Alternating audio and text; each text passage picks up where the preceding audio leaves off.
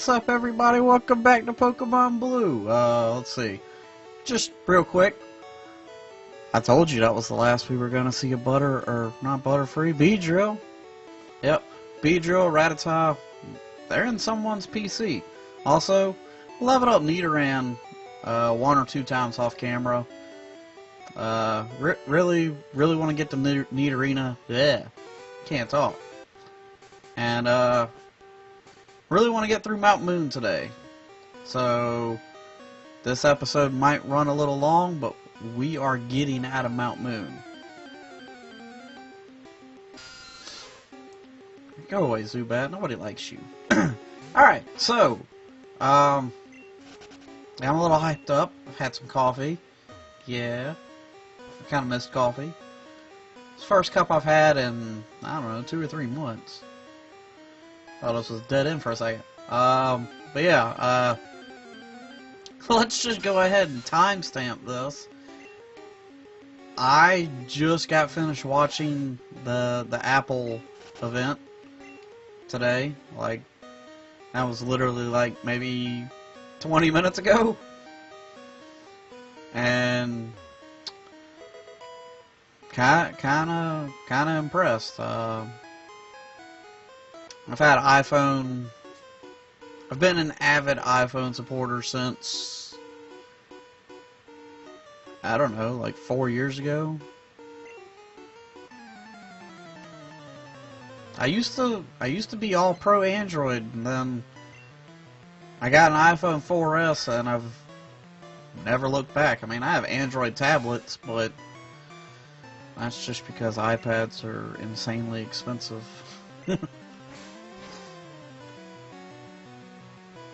But the iPhone 7 doesn't look bad. The plan I have currently, I won't be getting an iPhone 7 because I replace my phone every year and a half. But I'm excited I'm assuming they're gonna go with the 7S as the next one after the 7. So that's gonna be really cool.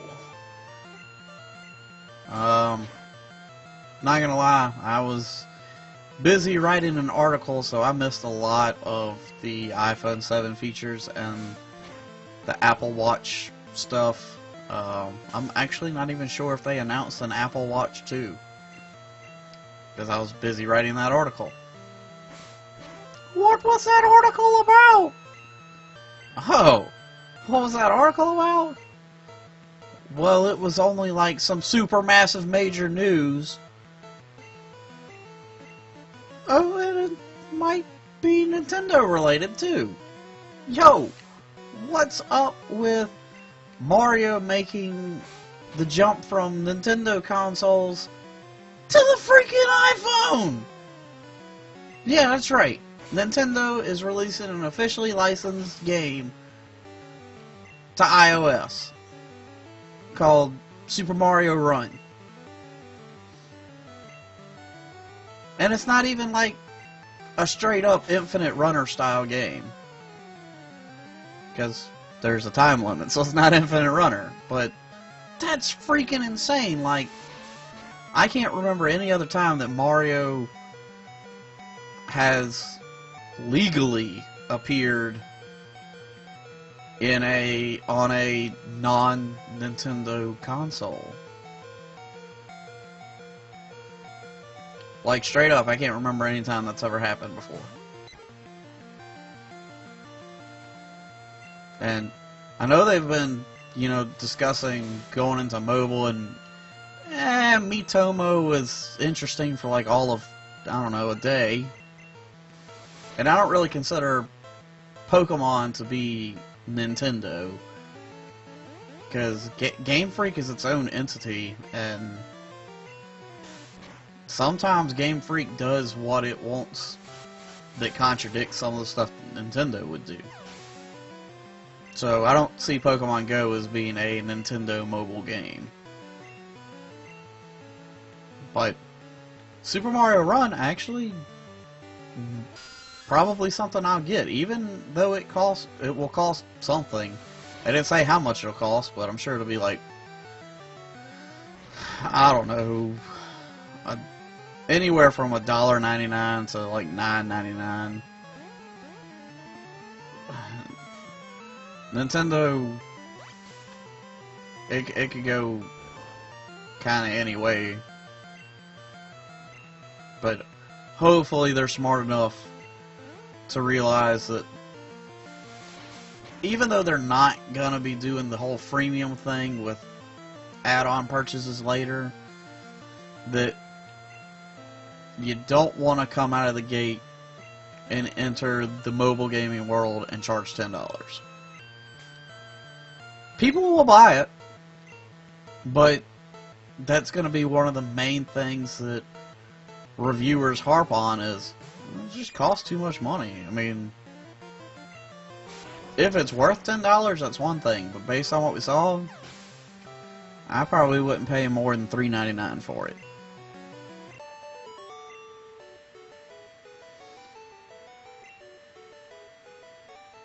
I mean, unless there's a whole bunch of stuff that hadn't been shown off, but, I mean, it's a mobile game. There's only so much that can be in it.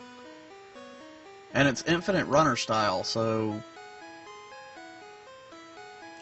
how much more can you add on? I mean,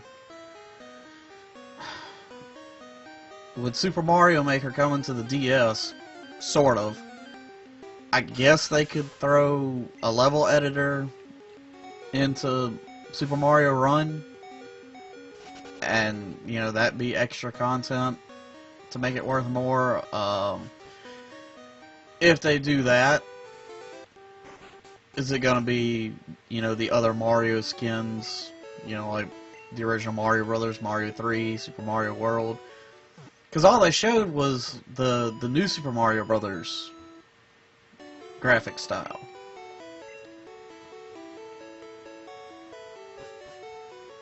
Also,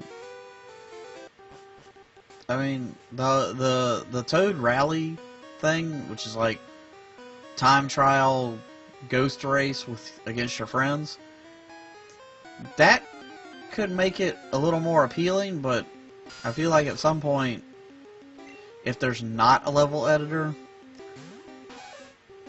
it won't be too long before all the levels available get optimized to the point where nobody can beat anybody's time anymore. All the coins have been collected, you know, all that stuff. So, I mean, I would think there almost has to be a level editor. Yay, TM1. I don't remember what that is. Also, pretty sure there's a hidden item in that rock. Oh, yeah, also, Team Rocket's here. I already fought one grunt.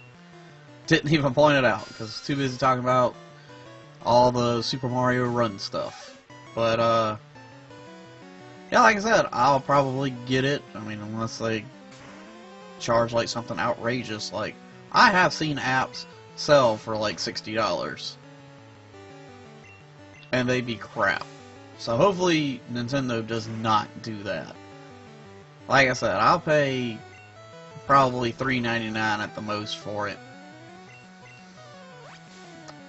That's as much as I'll go. I mean, and if it doesn't have a level editor and all that, like I said, once the stuff gets optimized to the point where it just cannot be any faster or any more coins collected, that's gonna kind of take away from the appeal. And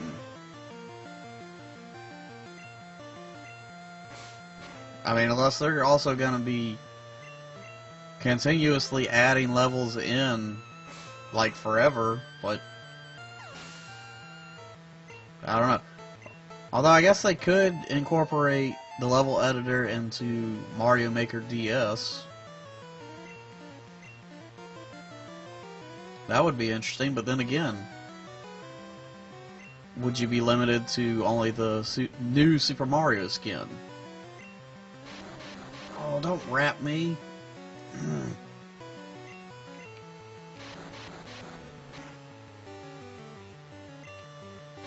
But the whole thing is kind of interesting.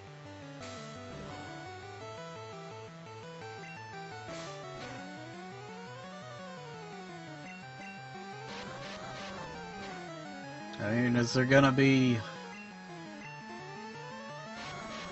Does this tie in with the NX at all? Is Apple helping with the NX?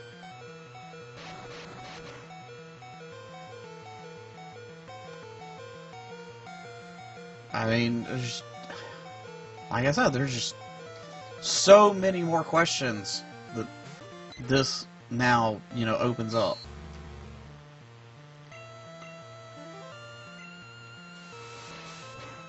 I think I had heard a rumor. I know I heard something about the Xbox One was going to be the last Microsoft console, allegedly. I think I'd also heard something about the NX as well in that same sense. So, if the NX is the last console that Nintendo's going to do, will they be moving more into the mobile aspect of things?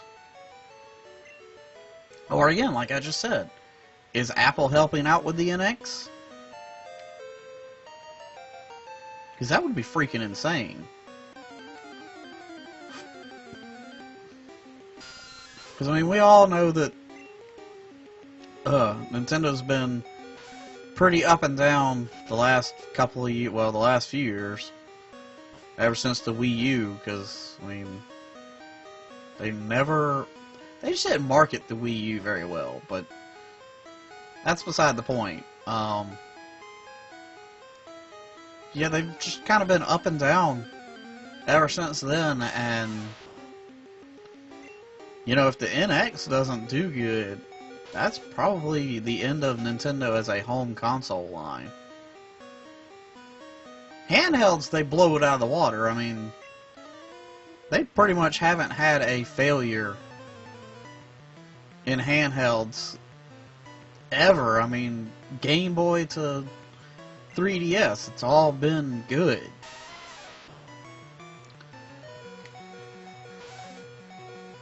Alright, we gotta go to Ivysaur right quick.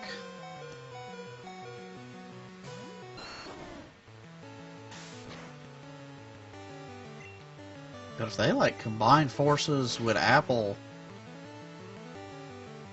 could Apple TV eventually evolve into the new Nintendo? I mean, I don't even know what to think about all this. The more I think about it, the more questions I'm gonna have. And, you know, I don't want to speculate too much, but I mean, I just don't know. And I mean, I know it was the Apple event, but I've done a little bit of perusing on the internet, and there hasn't been any word of Super Mario Run coming to Android. At least not yet. Or it might not ever. I mean, you know, we all know that Nintendo's pretty protective over its IPs, and, you know, if you're an Android fan, that's fine. I got nothing against you. Like I said, I have Android tablets, mostly for price, but, I mean, I don't really use a tablet that much, and an Android does what I need it to do. But I also know a bunch of people that are all into Androids, and, you know, if it's what you like, it's what you like. Personally, I prefer the iPhone because it works for what I use it for.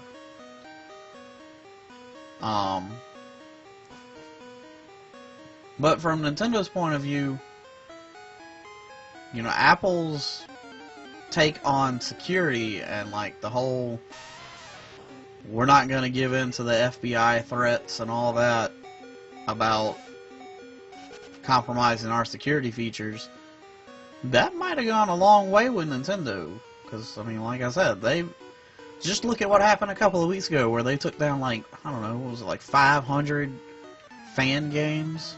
I mean, if you know where to look, you can still find them if you really wanted to.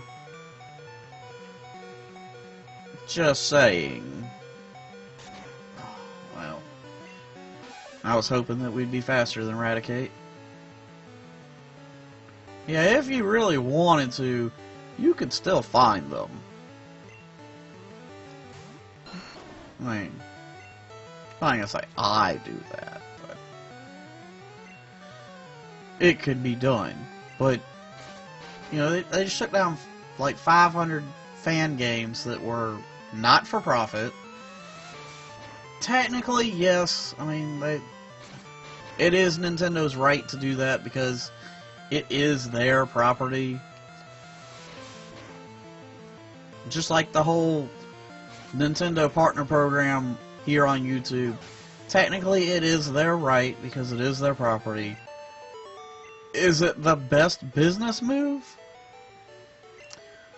Probably not, because, I mean, you make people mad, and, you know, that affects your business in other areas as well. Look at how many YouTubers didn't do any Nintendo games after all that happened. Oh, hey, a Clefairy. I want you.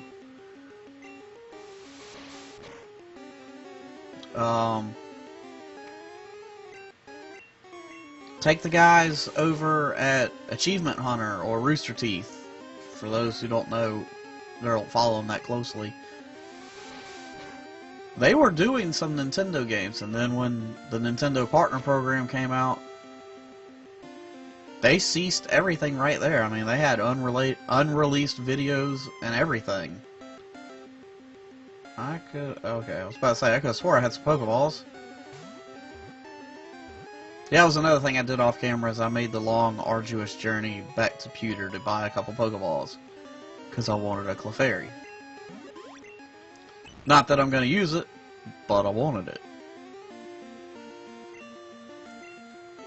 But yeah, they just stopped everything right then. Had unreleased videos, and it wasn't until, I don't know, honestly probably about 2, maybe 3 months ago, maybe a little bit longer, but not that much longer ago, that they just started doing Nintendo games again. And I know that the Nintendo Partner Program got a lot of crap when it first came out, because people didn't know what it was, but I've been a part of it for ever since January.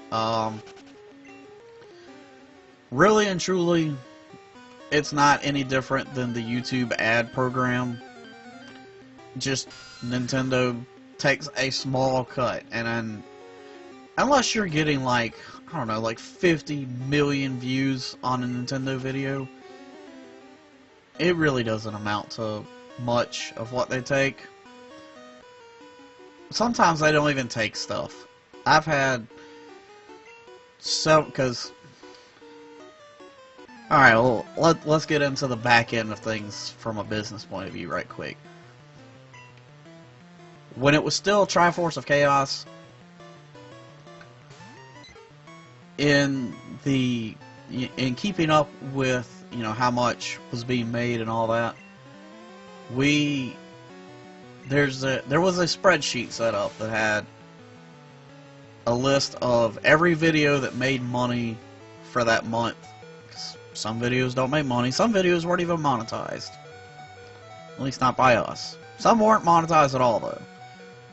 And, so it was, you know, the name of the video that made money, and then who was in it, so like me and Aaron, or just me, or whoever, and then how much money that video made that month. And then, you know, there's a formula inserted into one of the cells that took the amount of money divided by the amount of people. This is how much each person made, and then there was a form for each individual's earnings. So when Nintendo did their payout, you know, you go and you get the ID of each video and plug it into the spreadsheet, and it tells you what Nintendo takes on that same page that we were getting the payout information from. So it tells you what they took and what they're paying you. There were some videos that, you know, nothing major, you know, 8, 9, 10, maybe 15 cents.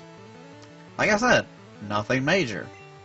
But they didn't take anything from those. Even though when you sign up, it's like, we're going to take, it's like 40% if you're not a Nintendo-only channel. Like, because I'm doing Pokemon, even though it's a Nintendo game, it's not on their whitelist. So, this isn't eligible for the Nintendo program. So this is all me, basically. If I want to get a sponsorship on this, I can, and there's nothing Nintendo can do about it. But because it's not on the whitelist, I can't register the entire channel. Because if you register the entire channel as being a Nintendo partner channel, you are only allowed to do the stuff that's on the whitelist. At least that's the way it's described in the terms of use and all that. So, I'm not doing that. So I'm not registering the whole channel. But if you do register the whole channel, they only take like 30%, or maybe it's 20, 80. They take 20, I get 80. But I want to do a whole bunch of other stuff. Like, some Xbox games, Pokemon, and just content that might not even be related to games, like the movie trailer analysis. So, when you do stuff like that, you have to register.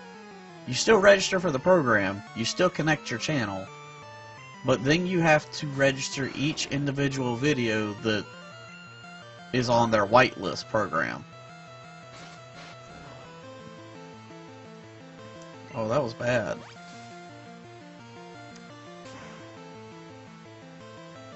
Ooh, that was really bad. Oh no. I'm gonna have to use a potion. And then I'm gonna have to go heal after this, because I know there's at least 2 more battles after this guy. No, don't confuse me! Tackle or Leech Seed? No, tackle. Hope it works. Oh, Ivysaur, you were great.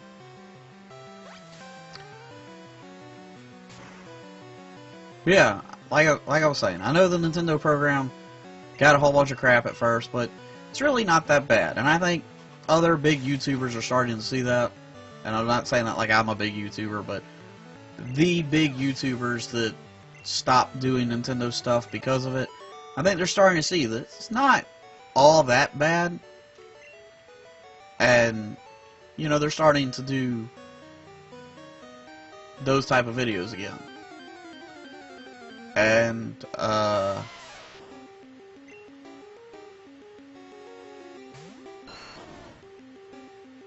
that's just a good example of the backlash that can come from, doing something that is well within your right to do, and from a calm perspective, it's completely understandable why you're doing it, but at the same time, is it the best thing to do business-wise? Maybe not, because part of those guys not doing Nintendo stuff is some of them also, I'm not going to buy any more games. I was thinking about getting a Wii U, not going to do that now. Anybody want to buy my 3DS? I don't want it anymore.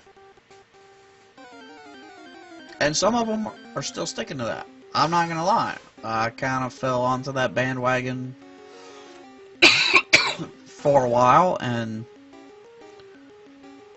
I stopped buying Nintendo stuff.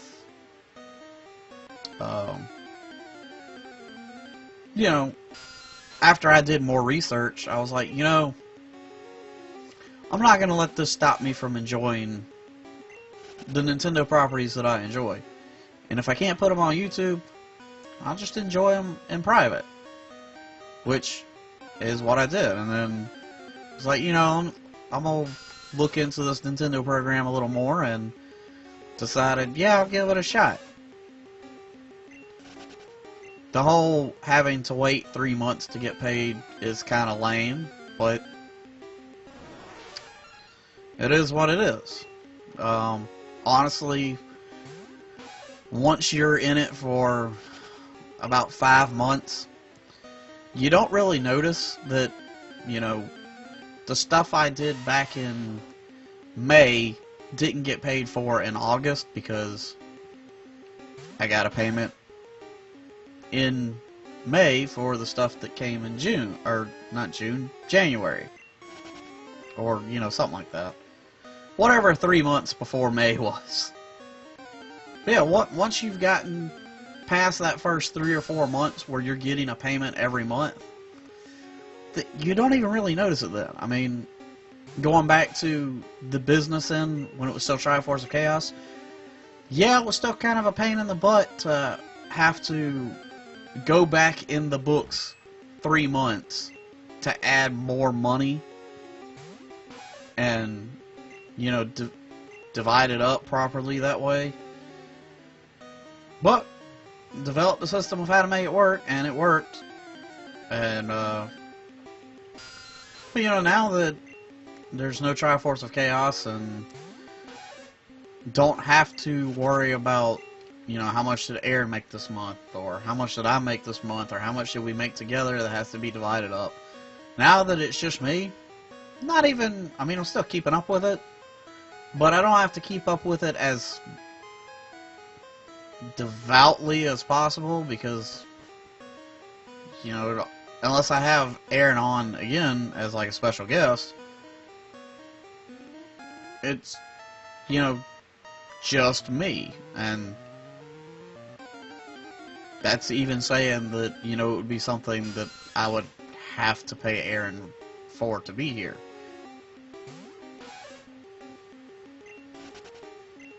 Because, I mean,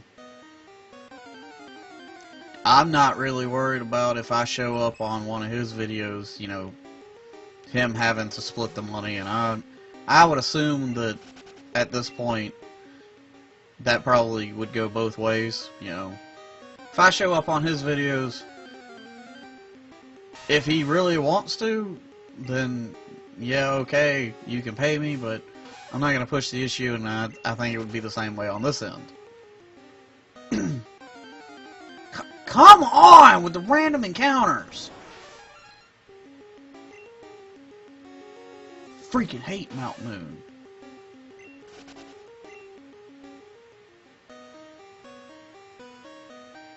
But yeah, this all goes back to, you know, if Mario Run comes out on mobile and they want to overcharge for it, yes, it's their right, but it won't be a good idea, because I would hope that Nintendo learned from the creator program that, you know, you gotta be a little delicate with stuff like that. And I wonder how much money they lost this year just from people not wanting to do the developer or the Nintendo partnership. I'm sure they made some money on the side, you know, from the people that did join, but how much did they lose? I mean, again, Rooster Teeth.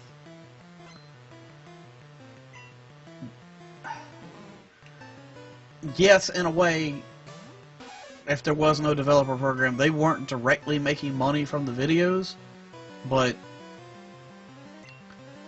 how many people do you think would go out and buy Mario Party just because the guys at Rooster Teeth were playing it? How many people do you think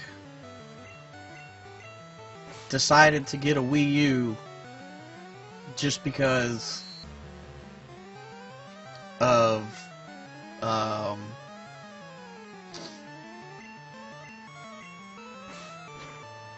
can't think of who actually influenced me to get one. More than likely, it was probably the Super Beard Brothers doing something that made me want a Wii U. And that was before Mario Maker came out, so it wasn't that. It might have not even been them. But for those that don't know, I typically have a 5-game rule before I get a system. And what that rule means is there has to be 5 exclusive games on a console for me to be able to justify getting it. So, like, currently, right now, for the PS4, there's, well, there was No Man's Sky with the recent developments, and after seeing it in person, probably going to cross that off the list, but like, there was No Man's Sky, even though it's old at this point, Until Dawn. That was 2 titles towards me getting a PS4. I'm sure I have more because I actually do keep a list. But that's 2 titles that you can only get on PS4 that at the time were appealing to me.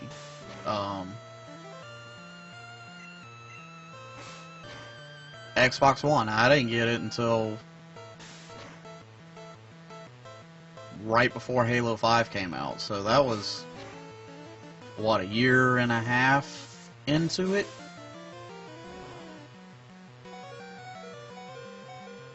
And as dumb as it sounds, what put me over the edge to actually justify getting an Xbox One was the announcement of Rare Replays.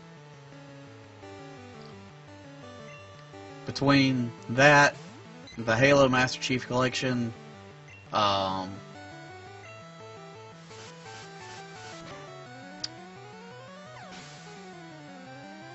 Kombat X, the GTA 5 upgrade,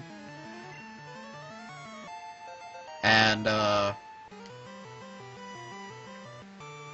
something else, but when Rare Replays was announced, that was like, alright, I can get an Xbox One now. Oh yeah, Halo 5 was announced too at the same time, so that's probably what it was too.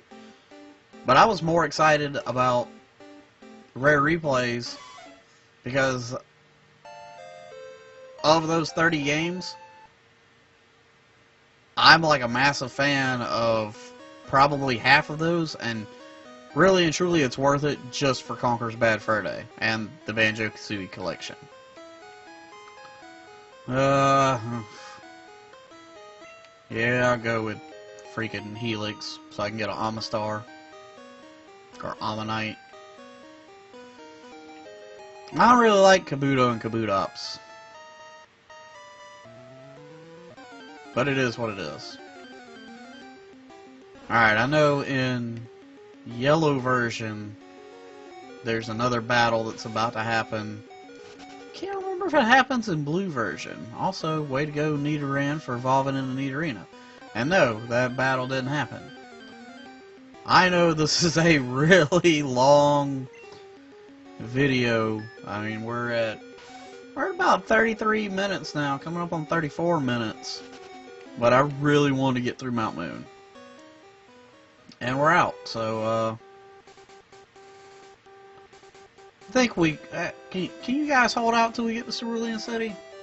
I think you can. I feel like there should be something here, but I don't think there is.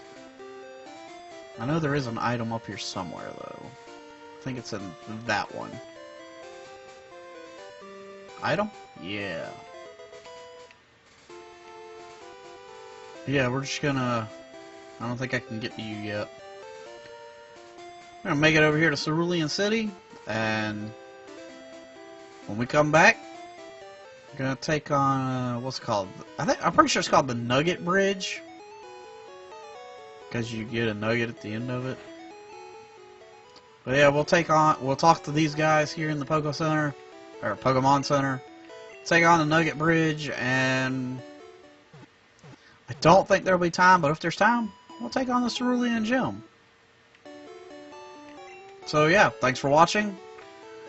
Make sure to hit that like button, subscribe if you're new, and if you got anything at all to say, including name suggestions for Pokemon that I might catch in the future, leave them in the comments below. Let's stop.